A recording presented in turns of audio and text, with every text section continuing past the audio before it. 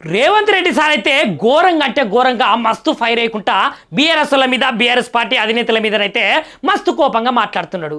ఇగో నిన్ను అసెంబ్లీ ఎన్నికలలో ఓడగొట్టినము, ఇక దాని తర్వాత నీకు బుద్ధి రాలే. పంచాయతీ ఎన్నికలలో ఓడగొట్టి బండ కింద నూకినము, అయినా బుద్ధి రాలే. జూబ్లీహిల్స్ ఎన్నికలనైతే భారీ మెజారిటీ సాధించి గట్ల కూడా బుద్ధి చెప్పినాము, అయినా కూడా బీఆర్ఎస్ పార్టీకి గట్లనే కేసీఆర్కు కేటీఆర్కు హరీష్ రావుకి అయితే అసలుకే బుద్ధి రాలే. ఇప్పుడేందో మా మీద అవాక్కులు చెవాక్కులు చేస్తున్నారు. మీకు దమ్ముంటే మీకు ధైర్యం ఉంటే నా కండల్లోకి సూటిగా చూసుకుంటా మాట్లాడాలి.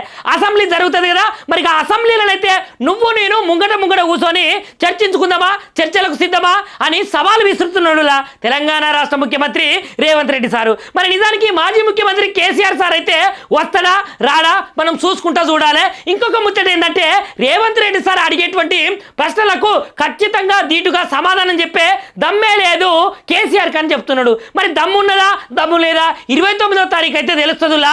అసెంబ్లీ జరుగుతుంది కదా, మరి ఆ అసెంబ్లీలా తప్పకుండా అడుగు పెడతాడా పెట్టడా? ఒకవేళ అడుగు పెడితే రేవంత్ రెడ్డి సార్ అడిగేటువంటి ప్రశ్నలకు సమాధానం చెప్తాడా లేదా కేసీఆర్ సార్ అనే ముచ్చటైతే జనాలు అందరూ చూసుకుంటూ ఉండాలి.